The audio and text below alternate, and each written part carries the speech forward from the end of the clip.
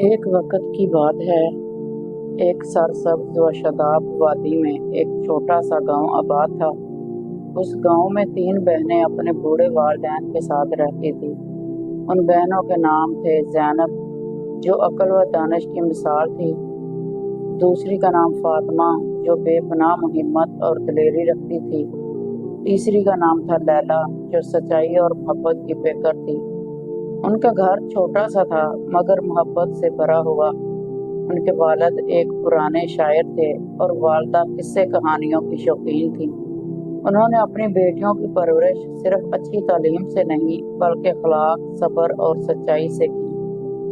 ایک دن گاؤں کے چوراہے پر خبر پھیلی کہ سلطنت کے بادشاہ اور نیک دل نوجوان بادشاہ عظیم شاہ اپنی ملکہ کی تلاش میں ہے، مگر یہ شادی عام نہیں تھی۔ بادشاہ نے اعلان کیا تھا کہ وہ کسی شہزادی سے نہیں بلکہ ایک عام لڑکی سے شادی کرے گا جو عقل، ہمت اور سچائی میں سب سے آگے ہو۔ یہ خبر سن کر تینوں بہنوں کے دلوں میں امید کا ایک دیا جل اٹھا، لیکن انہوں نے اپنے والدین کے ساتھ مشورہ کیا اور اپنی قسمت آزمانے کا فیصلہ کیا۔ والدین نے کہا، اگر تمہارے دل میں سچائی ہے اور نیت صاف ہے تو اللہ تمہیں کامیاب کرے گا۔ 3 دن اور 3 راتوں کا سفر پہاڑوں، دریاؤں اور جنگلوں سے گزر کر وہ شاہی محل پہنچی۔ محل دیکھنے میں جتنا شاندار تھا اتنا ہی بادشاہ کا مزاج سادہ اور انصاف پر مبنی تھا۔ بادشاہ نے تمام لڑکیوں کو محل میں خوش آمدید کہا، لیکن 3 بہنوں میں اسے کچھ خاص بات محسوس ہوئی۔ اس نے ان کے لیے 3 آزمائشیں تیار کی، مگر ہر آزمائش صرف عقل یا جسمانی طاقت کی نہیں تھی، وہ دل کا حال جاننا چاہتا تھا۔ پہلی آزمائش، بادشاہ نے انہیں ایک بند کمرے میں لیا جہاں 2 دروازے تھے۔ اس نے کہا، ایک دروازہ تمہیں آزادی دے گا، دوسرا بربادی، مگر دونوں ایک جیسے دکھائی دیتے ہیں۔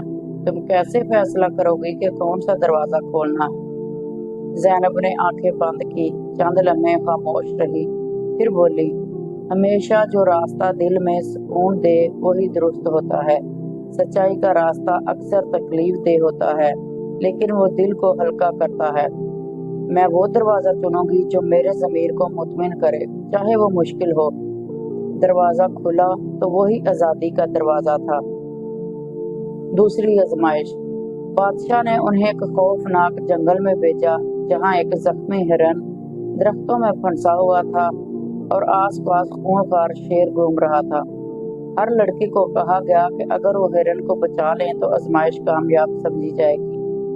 فاطمہ نے بہادری سے آگے قدم بڑھایا۔ اس نے درخت کی شاخیں توڑ کر شیر کے راستے میں رکاوٹیں ڈالی، پھر ایک بڑا پتھر زور سے پھینک کر شیر کی توجہ ہٹائی۔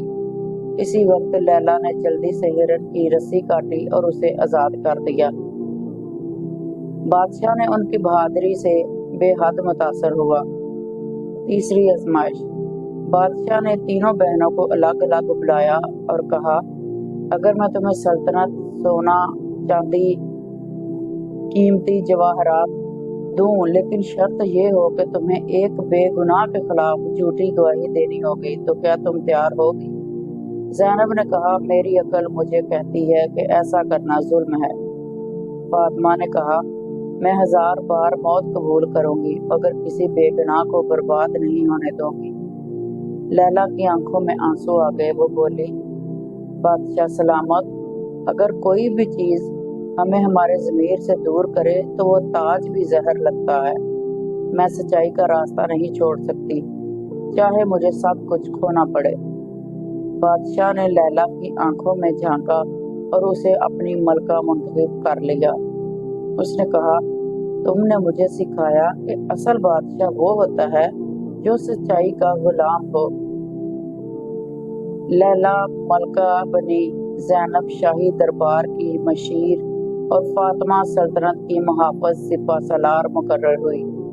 تینوں بہنوں نے اپنی خوبیوں سے نہ صرف سلطنت کو سنوارا بلکہ نئی نسلوں کو عقل، بہادری اور سچائی کا درس دیا، اور اسی طرح وہ معمولی گاؤں کی بیٹیاں تاریخ میں عظیم خواتین کے طور پر رکھی گئی۔